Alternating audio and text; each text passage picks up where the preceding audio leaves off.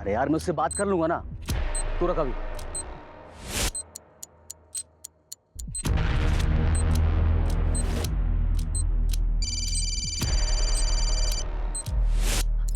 सुनिए ना, किसी का कॉल आ रहा है, मुझे लग रहा है शायद सिम कार्ड वाले कॉल कर रहे हैं। मैं बात करती हूँ।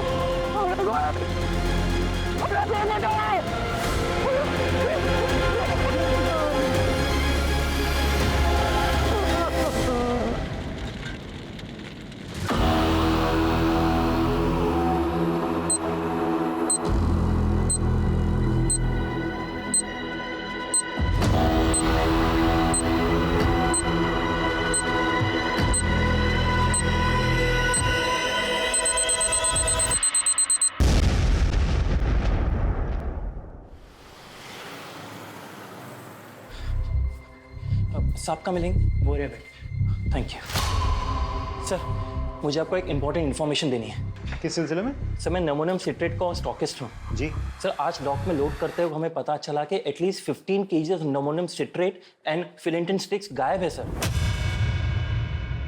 व्हाट? 15 kg? यस सर, मैंने पूरा चेक किया, मुझे लगता है चोरी हुई है। तो बहुत बड़ी मात्रा है। लेकिन सर इतने ज्यादा मात्रा में इतने डेंजरस एक्सप्लोजिव्स कोई क्यों चुराएगा? जाहिर सी बात है, कोई बड़ा ब्लास्ट प्लान कर रहा है। सर इस मामले की सीरियसनेस को देखते हुए मुझे लगा कि मुझे आपको इन्फॉर्म करना चाहिए। ठीक है, आप इनकी FIR दर्ज करवा। Right sir. Thank you. Patel sir, इनके स्टाफ से भी पूछताछ करो। सिचुएशन बहुत अलार्मिंग हो सकती है। अपने खबरी नेटवर्क को एक्टिवेट करो और सारे नाकों पे चौकसी बढ़ा दो। लेकिन सर मेरी जानकारी के मुताबिक हमारे कोस्टल एरिया में मच्छी पकड़ने वाले तालाबों में मच्छी पकड़ने के लिए नमोनियम साइट्रेट इस्तेमाल करके छोटे मोटे ब्लास्ट करते हैं। पटेल, 15 kg नमोनियम साइट्रेट और फेलेटिन स्टिक्स मछलियां पकड़ने के लिए चोरी नहीं की जा सकती। डबल चेक करो सर, और इस स्टॉकिस्ट पे भी नजर रखो। पता करो नमोनियम साइट्रेट चोरों ने गायब किया है या खुद गायब करके चोरों पे इल्जाम लगाया जा रहा है। Yes sir. रोजाना हमारे थाने में चोरी और डकैती की घटनाएं दर्ज की जाती हैं। ये हमारे लिए रूटीन वर्क है, लेकिन हमें इस बात के लिए ट्रेन किया जाता है कि अगर कुछ भी अनयूजुअल नोटिस करें तो हम चौकन्ने हो जाएं। मेरी ज्यूरिसडिक्शन में इतनी बड़ी मात्रा में एक्सप्लोसिव्स का चोरी होना यह संकेत दे रहा था कि कुछ बड़ा घटने वाला है। अब कितना बड़ा, इस बात का हमें कोई अंदाजा नहीं। अब मेरे दिमाग में सिर्फ एक ही सवाल बार बार उठ रहा है कि एक्सप्लोसिव्स की चोरी मछलियां पकड़ने के लिए हुई है या फिर इस बार निशाना मछलियां नहीं कोई और है। एक बात बताओ, आज ऐसी क्या खास बात है जो आपने ऑफिस से आकर हमारे साथ घूमने का प्लान बना लिया? तुझे ना घुमाओ तो शिकायत करती है, घुमा रहा हूँ तो भी शिकायत करती है। एक काम करते हैं, गाड़ी वापस मोड़ लेते हैं। ना ना, शू बात करो शू, इतने दिनों बाद तो घूमने निकले हैं। अरे एक मिनट, एक मिनट। किसका फोन है?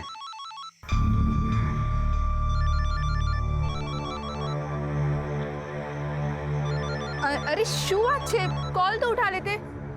अरे वो अरे लोन वाले का फोन था। ये लोग कभी भी कॉल करते रहते हैं। हाँ सर, यहाँ पे ज़्यादा मच्छी पकड़ने के चक्कर में लोग नमोनियम साइट्रेट का धमाका करते हैं, लेकिन इतनी बड़ी मात्रा में अगर कोई विस्फोटक चुरा रहा है तो इसका इरादा क्या होगा?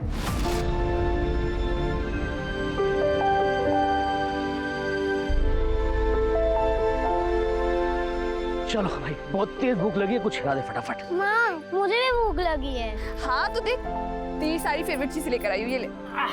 इतना सामान लग रहा है पूरे गांव को खिलाएगी। हाँ काफी टाइम बाद आया, सोचा एंजॉय करेंगे।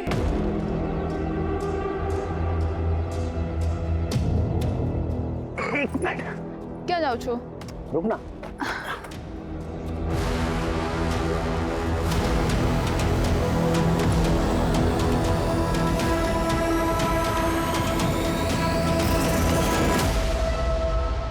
सरप्राइज, सरप्राइज, ये तेरे लिए। मेरे लिए? खोल के देख।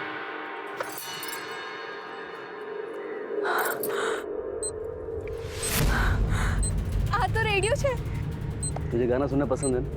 थैंक यू तेरे लिए।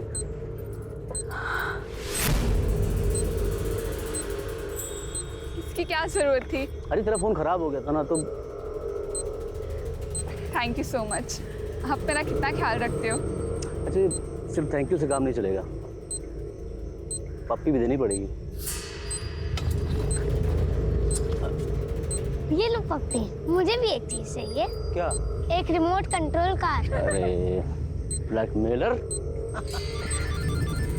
अरे यार, ये फोन किसका फोन आ रहा है बार बार?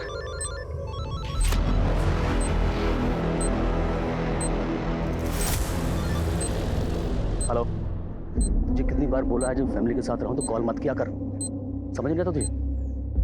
अरे उसे कैसे पता चलेगा?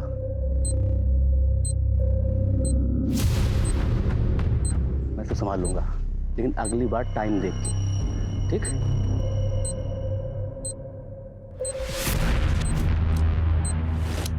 अरे यार मैं उससे बात कर लूंगा ना, तू रख अभी।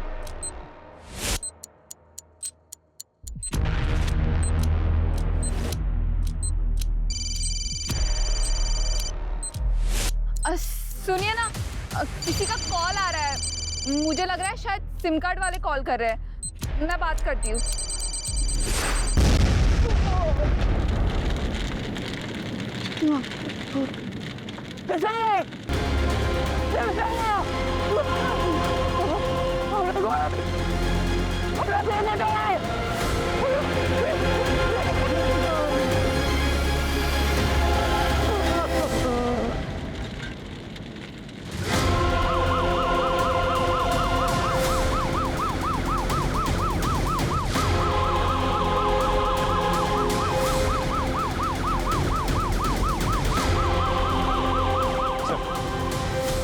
बहुत इंटेंस एक्सप्लोजन था, 2 कैजुअलिटीज हुए हैं, एक औरत और एक बच्चा मारे गए। पूरा एरिया हमने सील कर दिया, फॉरेंसिक टीम अपना काम कर रही है सर।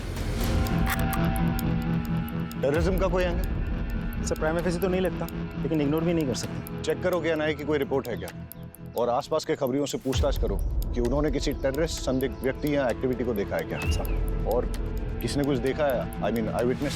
जी सर, मैं इधर से जा रहा था और देखा कि वो आदमी अपने बीवी बच्चों के साथ अच्छा खासा खेल रहा है सर। इतने में अचानक उसका फ़ोन आता है और वो बात करते हुए सर उधर जाता है।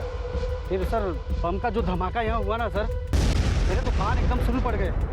ये तो अच्छा हुआ सर कि आज यहाँ कोई है नहीं, वरना यहाँ काफ़ी भीड़ रहती है सर। ओके, इसका मतलब ये है कि यहाँ किसी ने इसलिए धमाका किया ताकि ज्यादा से ज्यादा कैजुअलिटीज हो, मतलब टेररिज्म का एंगल हो सकता है। एक काम करो, सारे एरिया को अच्छे से छान मारो और देखो कोई एविडेंस या क्लू मिलता है क्या, और ये भी चेक करो आसपास कोई सीसीटीवी है क्या। Right sir.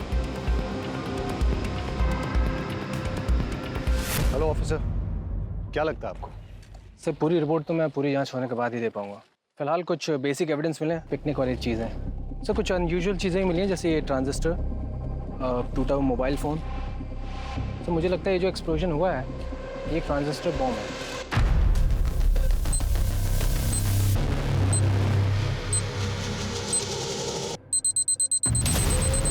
और जहाँ तक एक्सप्लोजन का सवाल है, आईईडी है या फिर कोई और एक्सप्लोजन, इसके बारे में भी ठीक से कहा नहीं जा सकता।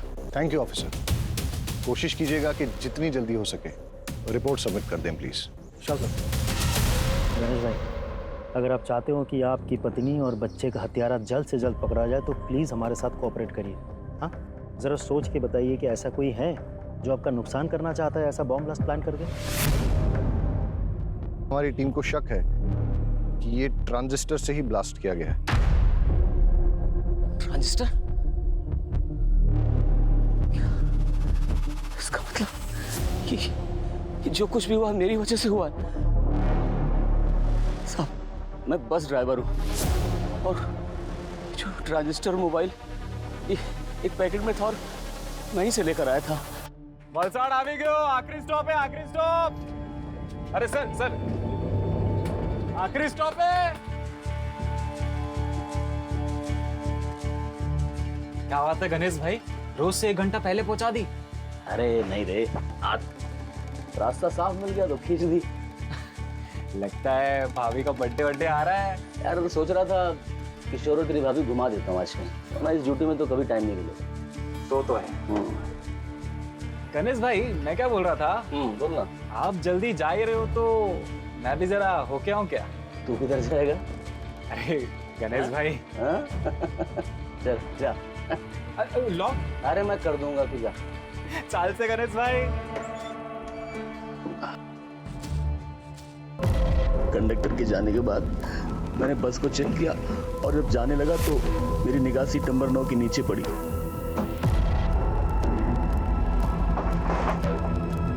वहां मैंने देखा एक थैली रखी हुई थी। मैंने उठाकर चेक किया तो देखा उसमें एक ट्रांजिस्टर और साथ में मोबाइल भी था। उसे देखकर मेरे मन में लालच आ गया साहब, और मैं बेबी और बच्चे की मौत का सामान खुद अपने साथ ले आया। क्या भागा बाप और कितना नीच पति हूं मैं। जब विस्फोट हुआ उस वक्त कहाँ थे आप?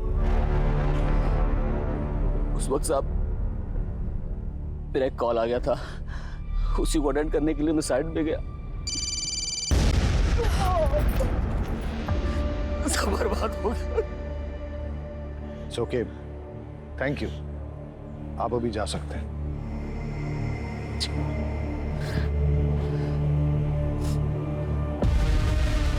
सर, मुझे तो इस गणेश की कहानी पे बिल्कुल भरोसा नहीं है। एकदम सही कह रहे हैं सर, इसकी कहानी पूरी मनगढ़ंत लगती है। एक काम करते हैं सर, इसको उठा लेते हैं। Let's not jump to conclusions. ये वक्त सही नहीं है इससे ज्यादा पूछताछ करने का। अभी जाने दो इसे और अपनी फैमिली का क्रियाकर्म पूरा करने दो।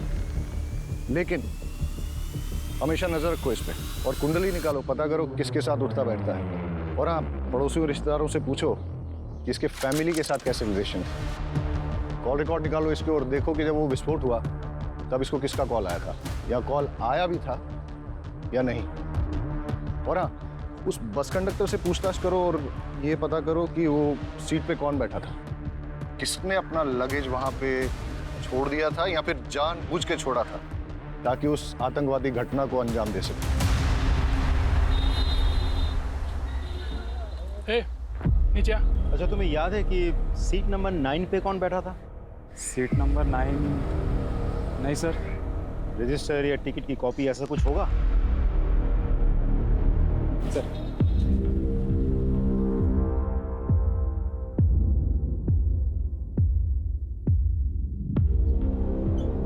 सर, सीट नंबर 9 पे कोई परेश जोशी बैठा था। जी सर, उम्र लिखी है 36 साल। सर, ये परेश जोशी उबरात से बैठा था और ये बस भी उबरात से ही निकली थी। सर, इंटरेस्टिंग बात तो ये है कि गणेश की बीवी उषा, जिसकी बॉम्ब ब्लास्ट में मौत हुई, वो भी उबरात से ही है। सर, मैंने गणेश के पड़ोसियों से बातचीत की। पड़ोस में रहने वाली एक महिला ने बड़ी अजीब बात बताई। अरे साहब, पनौती है वो तो, उसकी तो कुंडली में लिखा हुआ था कि वो जिससे भी शादी करेगा वो मर जाएगी। और उषा तो उसकी तीसरी बीवी है। पहली बीवी जो थी ना, वो तो कार एक्सीडेंट में मर गई थी, और दूसरी बीवी वो तो बेचारी हमेशा बीमार ही रहती थी, और फिर किशोर को पैदा करते समय वो मर गई, और साल 2 साल के बाद में ये उषा को ब्याह लाया, क्योंकि चुपचाप। अरे उषा के माँ बाप ने तो किसी से पूछा ही नहीं। अगर मुझसे पूछते मैं तो मना ही कर देती। सर, एक इंपॉर्टेंट लीड मिली है। गणेश के कॉल डिटेल से पता चला है कि अंडरवर्ल्ड के लोगों के साथ उसकी रेगुलर बातचीत होती थी, और ब्लास्ट के वक्त उसे जो कॉल आया था वो कॉल कमलेश केसवानी का था, जो एक अड्डा चलाता है सर छिपे। और ये गणेश की क्या रिपोर्ट है, कहाँ है वो? सर, आ जाओ। सर, ये क्या बात हुई? मेरी पत्नी और बेटे की चिता की आग भी ठंडी नहीं हुई अभी तक, और आप लोगों ने इस तरह जबरदस्ती बुला लिया मुझे। तुम्हारे बयान ने हमें मजबूर किया है गणेश कि तुम्हें यहाँ फिर से बुलाया जाए। सर, आपको क्या लगता है कि मैंने अपनी पत्नी और बेटे को खुद बम से उड़ा दिया? कमलेश केसवानी, कैसे जानते हो उसे? तुम्हें क्या लगा तुम हमें बताओगे नहीं तो हमें पता ही नहीं चलेगा कि तुम्हें इंपॉर्टेंट कॉल किसका है, जिसे अटेंड करने के लिए तुम घटनास्थल से दूर चले गए थे, और उसी टाइम विस्फोट हुआ था जिसमें तुम्हारी पत्नी और बच्चा मारे गए। कमलेश केसवानी ने फोन पे तुमसे क्या कहा, और तुम्हारा लेन देन क्या है उसके साथ? सर, जुआ खेलने की लत है मुझे। शुरू में तो बहुत जीता मैं, लेकिन पता नहीं सर 5-6 महीने से किस्मत ही खराब है कि मैं बहुत पैसा हार गया। अब जितने भी देनदार थे सब ने मुझसे पैसे मांगने शुरू कर दिए। मेरे पास पैसे कहाँ थे जो मैं देता? सबसे मैंने हाथ जोड़ कर कहा, भाई पैसे मेरे पास आएंगे तो एक एक पैसा सबको चुका दूंगा मैं। मैं एक बड़ा हाथ मारने के इंतज़ार में था कि वो हो जाए तो मैं इसके पैसे वापस कर दूँ। फिर उस दिन कमलेश का फ़ोन आया, उसने बोला कि एक बहुत बड़ी बाजी होने वाली है जिसमें कुछ नौसिखिए खेल रहे हैं। उसने बोला कि तुम जल्दी पहुँच जाओ और अगर तुम गेम खेल लोगे तो अच्छे खासे पैसे जीत जाओगे। बस इतना ही या कुछ और भी है? नहीं, इतना ही कहा बस। अच्छा, वो ट्रांजिस्टर बॉम्ब तुम्हें कहाँ से मिला? बस में सीट नंबर 9 के नीचे से मुझे मिला। झूठ बोल रहे हो तुम गणेश। बॉम्ब तुमने बनाया, फिर ये सारी झूठी कहानी तुमने बनाई ताकि लोगों की सिंपैथी मिले, कोई तुम पे शक ना करे। सर मेरा यकीन कीजिए, मैं झूठ नहीं बोल रहा हूँ, मैं सच बोल रहा हूँ। तुम्हारा बयान और तुम्हारी हरकतें हमें मजबूर कर रही हैं कि हम तुम पे यकीन न करें। हिरासत में लो उसे और अच्छे से पूछताछ करो। सर ये क्या करें सर? अरे सर मैंने कुछ नहीं किया, मैं बता सर ये प्लीज। सर एक बहुत बड़ी इन्फॉर्मेशन मिली है, इसलिए मुझे खुद ही आना पड़ेगा। सर ये जो बॉम्ब ब्लास्ट हुआ है इसमें नमोनियम साइट्रेट और फिलेटिन स्टिक्स का इस्तेमाल हुआ है। और सर ये सब कुछ ठूस ठूस के एक ट्रांजिस्टर में भरा गया था, जैसे एक मोबाइल फ़ोन से एक्टिवेट किया गया था। जाहिर है कि बॉम्ब बनाने वाला कुछ बड़ा धमाका करना चाहता था। इनफैक्ट मैं भी ये सस्पेक्ट कर रहा था, क्योंकि कुछ दिन पहले हमारे यहाँ एक स्टॉकिस्ट रिपोर्ट लिखाने आया था कि उसके डॉक से अपलोड करते हुए करीबन 15 kg एमोनियम साइट्रेट और फिलेटिन स्टिक्स चोरी हुए। वेल सर अगर ऐसा है तो दैट्स नॉट गुड न्यूज़, क्योंकि जितनी मात्रा एक्सप्लोसिव इस ट्रांजिस्टर में लगे थे तो बचे हुए एक्सप्लोसिव उससे 2 बॉम्ब और बनाए जा सकते हैं। पटेल सर, सारे एरिया में रेड अलर्ट घोषित करवा दो और वो रिपोर्ट पे इन्वेस्टिगेशन कहाँ पहुंची है मुझे अपडेट करो। हम अपने एरिया में और एक ब्लास्ट अफोर्ड नहीं कर सकते सर। और ऑफिसर, मैं चाहूंगा कि आप भी वो रिपोर्ट एक बार देख लें। पटेल, इन्हें एक बार वो रिपोर्ट हाँ भाई। इस केस के सारे प्राइमा फेसी एविडेंस गणेश के खिलाफ नजर आ रहे हैं, लेकिन ऐसा भी हो सकता है कि गणेश जो कहानी सुना रहा है वो झूठ नहीं बल्कि सच है। और अगर ऐसा है तो आज हुए विस्फोट से हम ये सबक ले सकते हैं कि ये तय है कि शहर में और एक विस्फोट होने वाला है, जिसके लिए बॉम्ब या तो बनाया जा रहा है या फिर बना हुआ है। मुझे अंदेशा हो रहा है कि ये केस ऊपर से जितना सरल नजर आ रहा है उतना है नहीं, इसमें कोई ना कोई पेंच जरूर है। सर, फॉरेंसिक ऑफिसर के मुताबिक मोस्ट प्रोबेबली ये ब्लास्ट उन्हीं एक्सप्लोसिव से किए गए हैं जिनकी चोरी हुई है, और ब्लास्ट के साइट से हमें जो सैंपल्स मिले हैं वो स्टॉकिस्ट के सैंपल्स के साथ 90% मैच होते हैं। इसका मतलब श्योरली एक और ब्लास्ट होने वाला है। पटेल, गणेश की बीवी उबरात से है, जहां से गणेश की बस आई थी, और उस बस में सीट नंबर 9 पे परेश नाम का आदमी जो बैठ के आया था वो भी उबरात में ही बस में चढ़ा था, राइट? सर, एक काम करते हैं, उबरात चलते हैं, वहां 2 टीम बना के जांच करते हैं। आई एम श्योर कोई ना कोई क्लू जरूर मिलेगी। Right sir.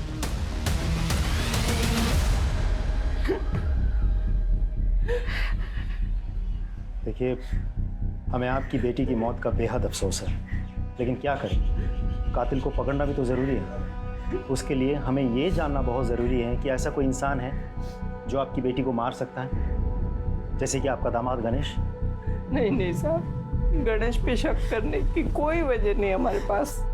अच्छा, गणेश के अलावा ऐसा और कोई जिसके साथ उसकी कोई दुश्मनी हो, कोई अनबन हो? उषानो जूनो बॉयफ्रेंड विनायक दवे नाम है उसका। 1 नंबर दारूडियो ने गुंडो छे। उसने अपनी चिकनी चुपनी बातों में उषा को फंसा लिया था, पूरे उपरात में बदनाम कर दिया था। बड़ी मुश्किल से हमने अपनी बेटी को समझा बुझाकर उससे पीछा छुड़वाया। यहाँ उषा से कोई शादी करने को तैयार नहीं था। ऐसे में अपने रिश्तेदारों के जरिए हमें गणेश का रिश्ता आया। और विनायक का क्या रिएक्शन था? वो तो धमकियों पे उतर आया था, धमकी देने लगा था कि उषा को नहीं छोड़ेगा। इस उषा के कॉल डिटेल्स निकलवाओ और लोकल पुलिस को कहो कि विनायक दावे के बारे में पूछताछ करें और हमें रिपोर्ट करें। जी सर। परेश जोशी। जी हूँ चू, पर ये मेरी वाइफ मेघा। अच्छा, जब आप उबरात से वलसाड जा रहे थे तो आपके पास कोई बैग था? हाँ था, पर वो बैग तो अब भी मेरे पास है, ये रहा। Are you sure कि बस में आपसे कुछ छूटा नहीं था? नहीं सर, बैग के अलावा मेरे पास कुछ भी नहीं था। चले परेश भाई, सुना है कि आज अपनी तरफ मछलियां। पुलिस? परेश भाई શું થયું? सब ठीक है ने? भाभी? सर ये मेरा दोस्त है सागर कोहली। ठीक है, अभी तो हम चलते हैं। लेकिन अगर आपको इस बीच कुछ भी याद आता है तो हमें बताइएगा जरूर। जी सर, पक्का।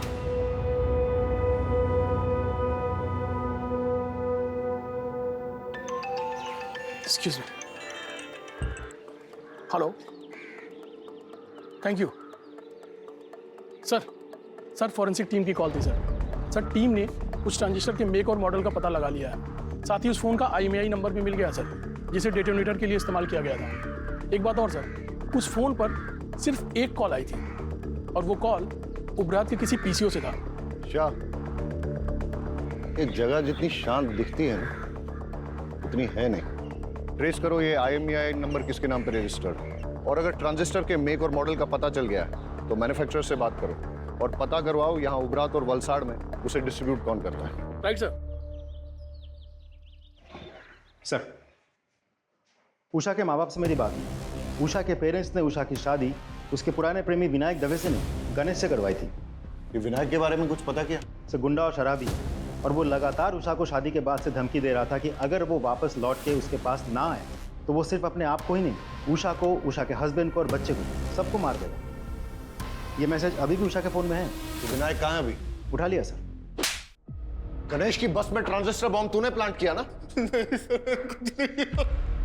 मैं बस उसको मारकर चाहता था कि उषा मेरी जिंदगी में आ जाए सर, लेकिन बम मैंने नहीं लगाया सर। तूने उषा को धमकी नहीं दी थी कि अगर वो लौट के तेरे पास ना आए तो तू उषा को, उषा के हस्बैंड को, उसके बच्चे को, सबको मार डालेगा? मैंने धमकाया था सर, मैं उसे नहीं भूल पा रहा था सर, लेकिन विस्फोटक में मेरा कोई हाथ नहीं है सर। सच में सर। देखते हैं तेरी बात में कितनी सच्चाई है। फिलहाल तो इस विनायक को छोड़ देते हैं, लेकिन नजर रखो इस पे और पता करो कि जिस दिन ब्लास्ट हुआ उस दिन ये कहाँ था। इस मेक और मॉडल का ट्रांजिस्टर आपके दुकान से बेचा गया था? हाँ साहब, मैंने बेचा। किसे बेचा था? वो तो साहब मुझे याद नहीं। क्यों? बिल बुक में होगा ना। साहब क्या छोटी सी दुकान है, वो कैश में बेचा था ताकि इनकम टैक्स में थोड़ी छूट मिल जाए। पता है ना ये गैर कानूनी है।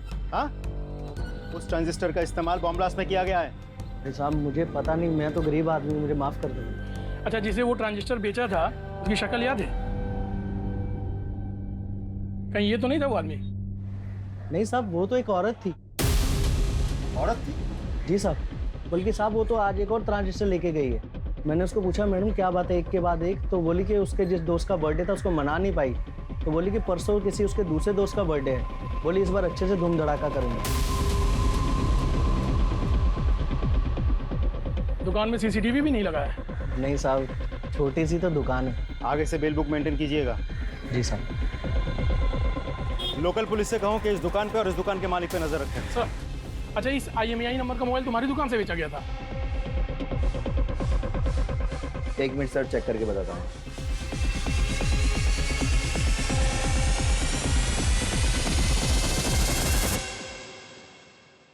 जी सर। किसको बेचा था? एक औरत ने बर्थडे गिफ्ट देने के लिए मोबाइल खरीदा था और उसी के नाम पे सिम भी लिया था।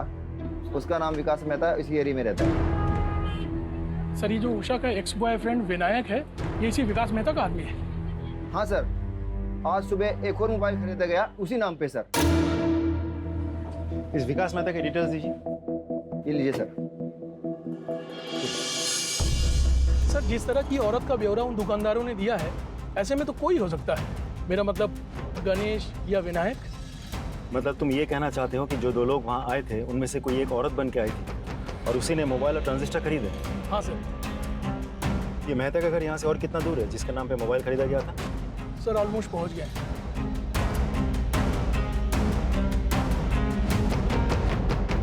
ओह हेलो, क्या ये सरकारी गार्डन नहीं है जो अंदर घुसते चले जा रहे हो? मेरा घर है, मेरी परमिशन के बिना यहाँ पत्ता भी नहीं हिलता। वलसड में जो बॉम्ब ब्लास्ट हुआ था, क्या जानता है उसके बारे में? इतनी जानकारी है जितनी न्यूज़ और पेपर में दिखाई गई, समझा? अच्छा, तो जिस मोबाइल से उस बॉम्ब को एक्टिवेट किया गया था उसका रजिस्ट्रेशन तेरे नाम पे क्या कर रहा है? हाँ? सर शुरुआत करो छो तुम्हें। कौन सा मोबाइल, कैसा मोबाइल? सर मेरा मोबाइल मेरे पास है सर। क्यों, अभी टोन चेंज हो गया तेरा? सर मैं सच बोल रहा हूँ, मेरा मोबाइल मेरे पास है। आप, मुझे नहीं पता आप कौन से मोबाइल की बात कर रहे हैं। सर ये ऐसे नहीं मानेगा, इसको पुलिस स्टेशन लेके चलते हैं, फिर सब सच उगलेगा। वलसड में बॉम्ब ब्लास्ट करवाने के जुर्म में तुझे गिरफ्तार किया जा रहा है। और कोई सवाल? ये आईपीसी की कौन सी धारा लगाऊं यही बता दूं। लेकर आओ इसे। चल मेरी बात सुनो, मेरा कुछ नहीं है इसमें। अरे हिम्मत भाई मारी बात मारो। अरे मैं कहीं नहीं करी, तुमने क्या मारो तो अरे अरे साहब मेरा यकीन कीजिए, मैंने कुछ नहीं किया। वो बॉम्ब प्लान नहीं किया मैंने। ये विनायक तेरा ही आदमी है ना, जिसे तूने गणेश की बस में बॉम्ब रखवाया था? अरे साहब वो एक नंबर का नशेड़ी और शराबी किस्म का इंसान है। वो क्या किसी बस में बॉम्ब प्लान करेगा? उसे शराब पीने से तो फुर्सत मिलती नहीं है। साहब जो हमारी बात सांभो, तब एक खोटा मानस ने पकड़ी मुक्की से। अरे वो बाहर गुनेगार फिर रहा है, उसको पकड़ो जाके। ये जब तक सच ना उगले ना, उठते रहो इसे। हमारी बात सांभो, तब खोटा मानस ने पकड़ो। सर मेहता कुछ बोला? बहुत तोड़ा सर, लेकिन मुंह नहीं खोल रहा। बहुत शातिर है। बैकग्राउंड क्या है उसका? नामी गुंडा है सर, आसपास के एरिया में दादागिरी करता फिरता है। ऑलरेडी बहुत सारे केसेस दर्ज है उस पर। एक बात और सर, मेहता के जिस KYC डॉक्यूमेंट्स पर वो सिम कार्ड खरीदा गया था वो फेक है।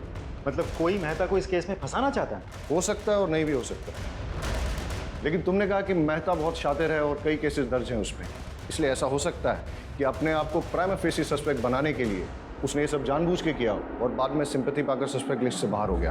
मोबाइल और ट्रांजिस्टर की दुकान से कुछ पता चला? सर कुछ खास नहीं, लेकिन दोनों दुकानदारों ने एक अजीब बात कही। जिस लड़की ने पहले मोबाइल और ट्रांजिस्टर खरीदा वो आज सुबह फिर आई थी। जब दुकानदारों ने पूछा कि ऐसी भी क्या खास बात हो गई, तो पता है उस लड़की ने क्या कहा? उसने कहा कि कल जिस फ्रेंड का जन्मदिन था वो हम ढंग से मना नहीं पाए, लेकिन परसों एक और फ्रेंड का जन्मदिन है, वो हम बहुत धूमधाम से मनाएंगे। कुछ समझ में आया पटेल? अपराधी के दिमाग में जो चल रहा होता है वो अक्सर कहीं ना कहीं उसके मुंह से भी निकल जाता है। कल का जन्मदिन ठीक से मना नहीं पाई, यानी कल जो ब्लास्ट हुआ, परसों फिर से जन्मदिन मनाएगी, वो भी धूमधाम से। मतलब समझते हो इसका?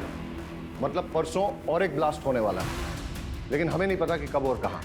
और परसों का मतलब ये भी कि हमारे पास सिर्फ 48 घंटे हैं उसे रोकने के लिए।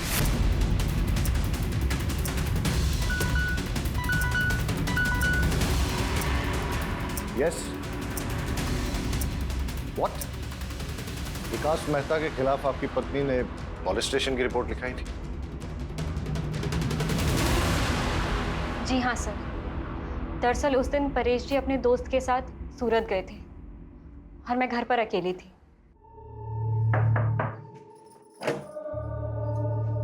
जय श्री कृष्ण। जय श्री कृष्ण। परेश भाई છે? वो तो सूरत गए हैं सागर के साथ। हाँ कहीं वांधो नहीं, હું પછી આવી જઈશ। अब एक गिलास पानी मिलेगा? जी जी आप बैठिए ना, मैं लेके आती हूँ।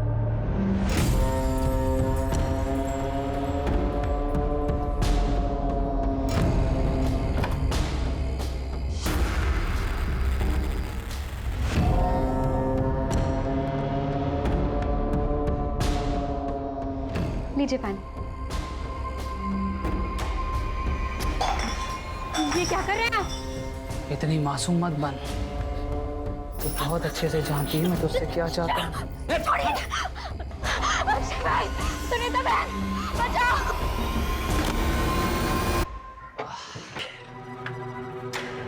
मेघा, मेघा, अरे શું થયું તને? ये ब्लाउज किसने पहना तुम्हारा? मेघा, देखो मेघा रो मत। देखो बताओ तो उसे कि हुआ क्या है, कि किसने किया ये सब? मेहता, विकास मेहता। विकास मेहता? सागर तू चल मेरे साथ। आज तो उस विकास को छोड़ूंगा नहीं। मेरी बीवी के साथ करने की सोच भी कैसे सकता है? चल मेरे साथ। उससे कुछ नहीं होगा। अरे पर उसने तेरे साथ जो किया उसका क्या? उसकी कोई जरूरत नहीं है, आप यहीं रहिए। समझिए, हमें ना उसके खिलाफ पुलिस में रिपोर्ट लिखवानी चाहिए। पुलिस ही उसकी गुंडागर्दी को रोक सकती है। हाँ, चाहिए।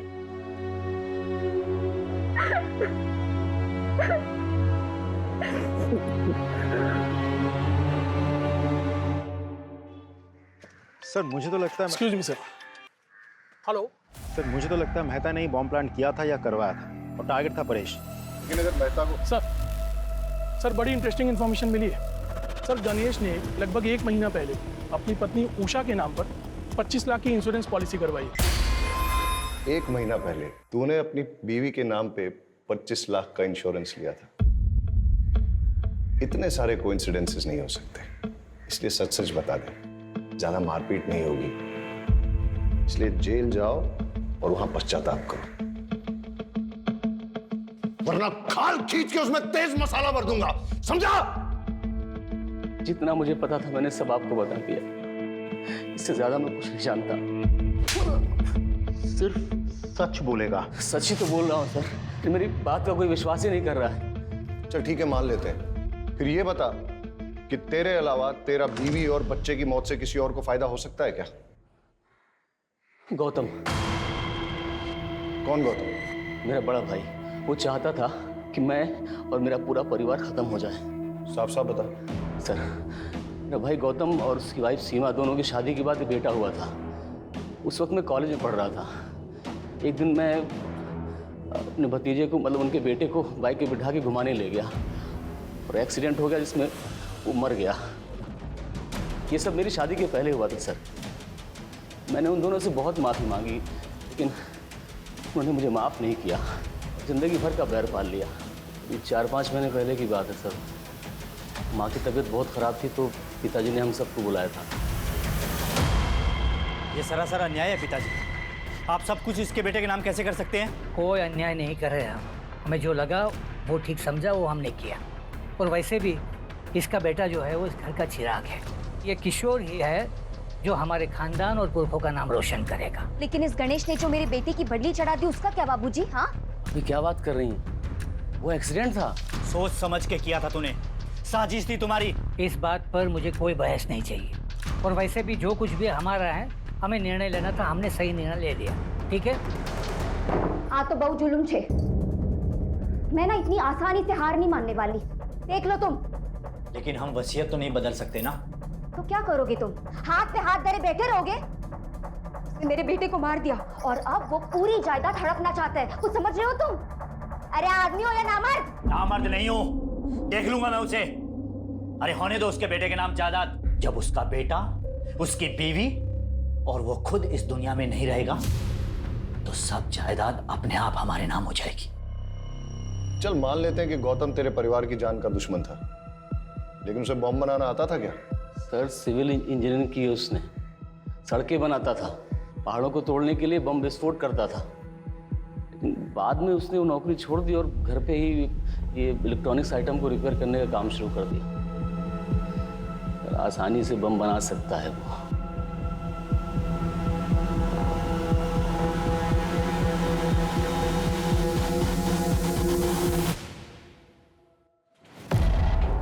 गौतम भगत जी, तुम्हारे भाई की बीवी और बच्चे की मौत हो गई बॉम्ब ब्लास्ट में, तुम एक बार देखने तक नहीं गए? अगर आप मुझे ढूंढते हुए यहाँ तक आए हैं तो साफ जाहिर है आपको पता है मैं क्यों नहीं गया। जवाब रट्टा मार के बैठे हो गया?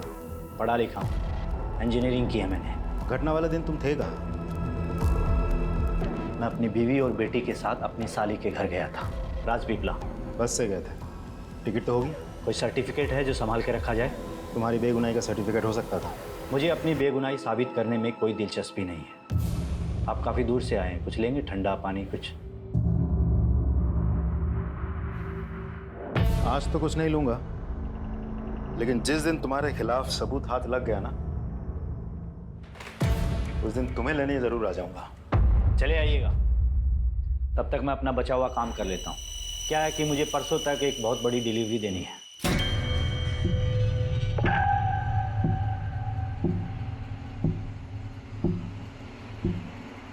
जी सर। और जैसा उसका बैकग्राउंड है और जिस तरीके से वो मुझसे बात कर रहा था, मुझे तो लगता है ये पूरी घटना के लिए वही जिम्मेदार है। और वो कह भी रहा था कि परसों उसको कहीं डिलीवरी देंगे। उसे इमीडिएटली स्कैनर पे डालो और उसकी बीवी का फोटो वो मोबाइल और ट्रांजिस्टर शॉप ओनर्स को दिखाओ, पहचान करवाओ। हो सकता है कि ये इन्हीं का किया करा है। ये नहीं थी? नहीं साहब, ये नहीं थी।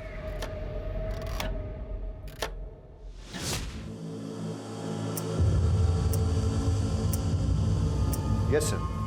सर, मैंने पूरे डिस्ट्रिक्ट में हाई अलर्ट घोषित करवा दिया है। Okay sir. हेडक्वार्टर से बात हो रही थी, सिचुएशन बहुत टेंस है, लेकिन जब तक हमें कोई क्लू नहीं मिल जाता तब तक हम पिन पॉइंट करके किसी एरिया की सिक्योरिटी नहीं बढ़ा सकते। ब्लास्ट कहीं भी हो सकता है। सर अजीब सिचुएशन है, एक भी क्लू नहीं मिल रहा है। सर मैंने बस में ट्रैवल कर रहे सभी यात्रियों से पर्सनली बात की। ज़्यादातर लोगों को कुछ पता नहीं है सर, लेकिन एक पैसेंजर जो कि घटना के तुरंत बाद अहमदाबाद चला गया था, उससे अभी बात हुई। अच्छा, उस दिन जो 9 नंबर सीट पर जो पैसेंजर बैठा था उसके बारे में कुछ याद है? सर 9 नंबर सीट वाला पैसेंजर ना रात में उतर गया था जब ड्राइवर ने चाय पीने के लिए गाड़ी रोकी थी। उस वक्त कंडक्टर और सारे पैसेंजर सो रहे थे, मैंने खुद देखा। उस रात तुम बस से क्यों उतर गए थे परेश? ऐसी भी क्या इमरजेंसी थी? सर दरअसल मेरे फ्रेंड के पिताजी को हार्ट अटैक आया था और उसकी मदद करने के लिए कोई भी नहीं था। अब ऐसे आड़े वक्त पर उसके पास जाना मैंने ज़रूरी समझा। अच्छा, वैसे तुम जा कहाँ रहे थे? वलसाड़? जी नहीं, मैं वापस जा रहा था मेरे ससुराल। वजह जान सकता हूँ? सर दरअसल वो विकास मेहता ने मुझे धमकी दी थी। मेरी पत्नी के रिपोर्ट पर उसे जेल हुई थी, पर उसने अपनी पहचान लगाई और उसे बेल मिल गई थी। उसके बाद उसने मुझे अपने घर बुलाया और धमकाया। क्या हुआ? ये यहाँ पर क्यों लाया? मैंने क्या किया? तेरी बीवी को बोल अपना केस वापस ले, वरना तेरी बीवी का तो कुछ नहीं कर पाऊंगा, लेकिन बेटा तेरे छोटे छोटे टुकड़े करके समुंदर की मछलियों को खिला दूंगा। अच्छा, तुम्हें क्या लगता है ये सब कुछ विकास मेहता का किया धरा है? सर वो इतना घटिया आदमी है ना, वो कुछ भी कर सकता है और मुझे पूरा विश्वास है मुझे मारने के लिए वो बॉम्ब उसी ने प्लान किया होगा।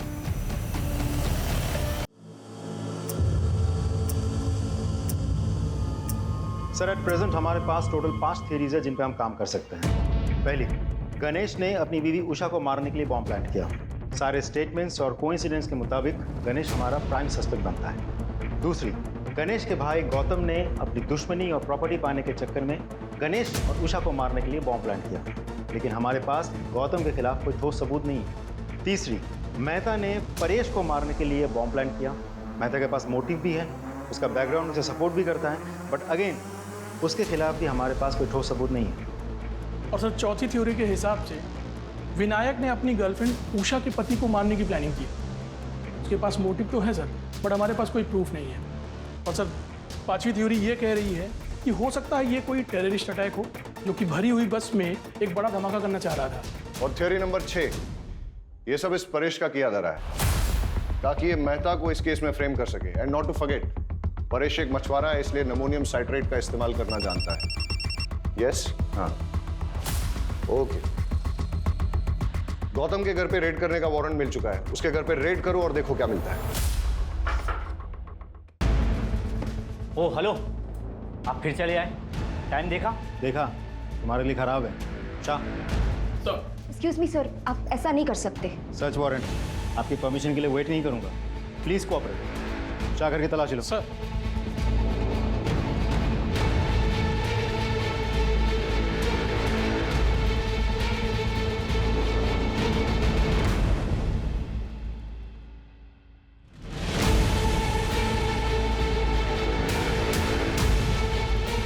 सर ये देखिए क्या मिला। क्या ये? Ammonium citrate. ये तुम्हारे घर में कैसे? एक छोटे से एक्सपेरिमेंट के लिए था। छोटा सा एक्सपेरिमेंट तुम्हारे लिए भारी ना पड़ जाए। ले आओ। अरे सर नहीं, अरे क्या कर रहे हो आप? सर अरे सर, गौतम को बहुत तोड़ा, लेकिन वो मानने को तैयार ही नहीं है कि ये बॉम्ब उसने बनाया था या ब्लास्ट उसने करवाया था। सर उसकी वाइफ को भी आज सुबह लोकल पुलिस ने अरेस्ट कर लिया, लेकिन उसने सिर्फ एक ही रट लगा रखी है कि वो दोनों बेगुनाह हैं। जैसे जैसे ब्लास्ट का टाइम नजदीक आ रहा है वैसे वैसे ये केस और उलझता जा रहा है। मैंने उबरात की उन दोनों दुकानों पे जहां से कि मोबाइल और ट्रांजिस्टर खरीदा गया था, वहां तक जाने वाले सारे रास्तों की सीसीटीवी फुटेज मंगाई है। हम उसे अच्छे से चेक करते हैं। आई एम श्योर कोई ना कोई क्लू जरूर मिलेगा।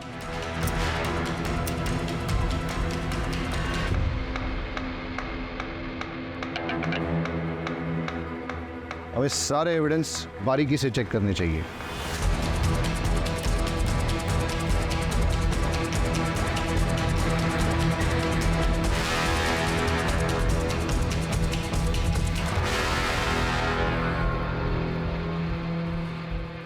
ये क्या है? सर कपड़ों के दुकान का पॉली बैग है, वो भी उभरत का। मतलब गणेश की पत्नी उषा जिसकी मौत हुई बॉम्ब ब्लास्ट में, वो भी तो उभरत से ही थी।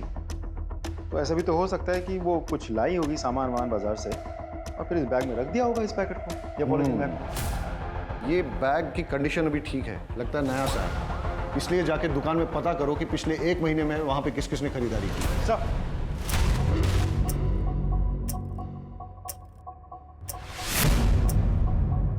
अच्छा, सामान बेचने के बाद आप लोग बिल बुक तो मेंटेन करते होंगे? जी सर। तो पिछले 1 महीने में जो भी सामान आपने बेचा है उसके बिल्स दिखाइए। Yes sir.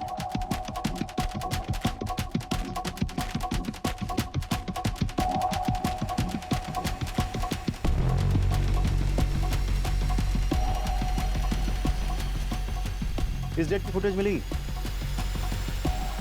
लीजिए सर।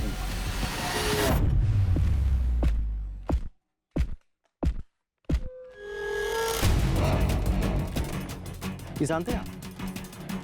हाँ सर। सारे फुटेजेस ले लो। सर ये थी वो औरत? हाँ सर, यही थी। यही औरत थी वो? जी साहब, यही थी। सर दोनों दुकानदारों से कंफर्म किया, ये वही औरत है। आपका शक बिल्कुल सही था। जिस चीज़ को हम हल्के में ले रहे थे वही चीज़ हमें कल्प्रिट तक पहुंचाएगी। इनफैक्ट कल्प्रिट का पता चल गया है, एटलीस्ट चेहरा तो दिख गया। We are running against time, लेकिन लकीली हमें पता है कि कल्प्रिट कौन है, लेकिन हमारे पास उसके खिलाफ न तो कोई एविडेंस है और न ही सबूत, इसलिए हमें उसे रंगे हाथों पकड़ना होगा। हम सब सादे कपड़ों में गांव में फैल जाएंगे और निगरानी करेंगे और इंतजार करेंगे कि कल्प्रिट कब और कहां बॉम्ब को प्लांट करता है, और जैसे ही वो बॉम्ब को ब्लास्ट करने की कोशिश करेगा तभी हम उसे जाके रंगे हाथों पकड़ लेंगे। Am I clear? Yes, sir. Let's go.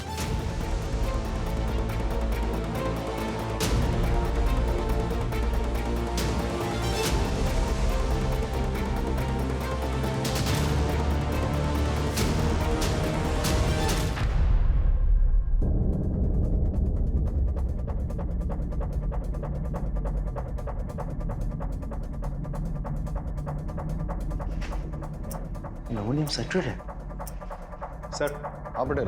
Sir, हमारा शक बिल्कुल सही निकला। चुराया हुआ नमोनियम साइट्रेट और फिलेटिन स्टिक्स यहाँ छुपाए गए हैं और बॉम्ब बनाने का सारा सामान भी यहाँ मौजूद है। तुम उस पर नजर जमाए रखो, मैंने भी इसको रडार पे ले लिया है। Right sir. मेघा, चलो निकलो जो। हाँ जल्दी आइएगा। ओके मेरी जान।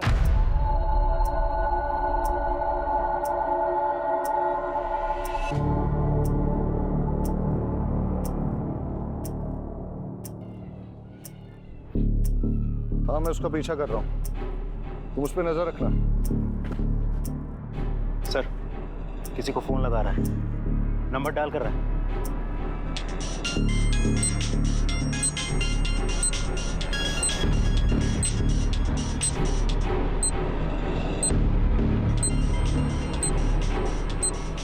आवाज क्या थी आज?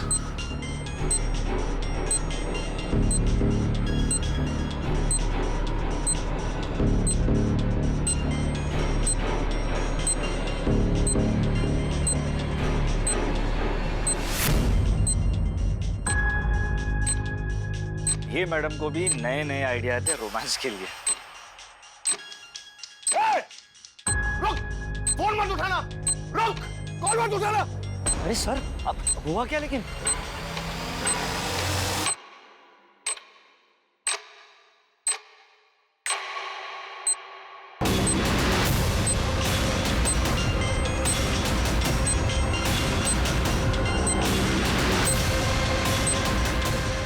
सर, ये है क्या? ये कॉल नहीं था, तुम्हारी मौत का फरमान था। जिसको चाहे फोन लगा ले बेटा, कोई नहीं आने वाला है। लड़की बन के बहुत झांसा दे दिया है तूने। बताओ क्यों किया ये सब? मैंने ये सब मेघा को पाने के लिए किया था। दरअसल परेश मछली पकड़ने के सिलसिले में ज़्यादातर घर से बाहर रहते थे। उसी दौरान मैं और सागर एक दूसरे के करीब आए और मैं प्रेग्नेंट हो गई। परेश को लगा कि वो बाप बन गया है, लेकिन मैं जानता था मेघा बहुत दिनों तक सच छुपा नहीं पाएगी, इसलिए हमने एक प्लान बनाया। मैंने डॉक पर से एक्सप्लोसिव चोरी किए और एक हाई इंटेंसिटी बॉम्ब बनाया। और परेश को बस पर चढ़ाते वक्त उसके सीट के नीचे सरका दिया और एक मोबाइल भी रख दिया।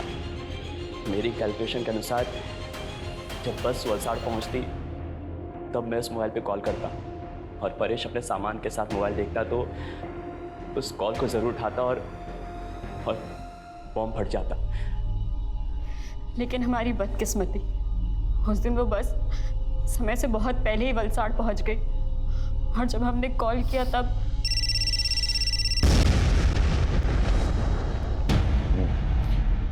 ये विकास मेहता का क्या चक्कर था? उसे मेरे और सागर के अफेयर के बारे में पता चल गया था। मुझे वार्न करने आया था। मैंने उस पर झूठा इल्जाम लगाकर उसे जेल भिजवा दिया।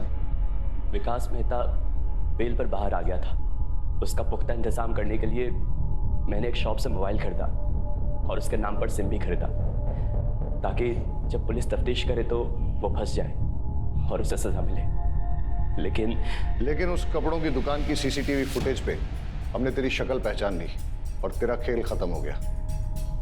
मैं पूरी कोशिश करूंगा कि तुम दोनों को कड़ी से कड़ी सजा हो।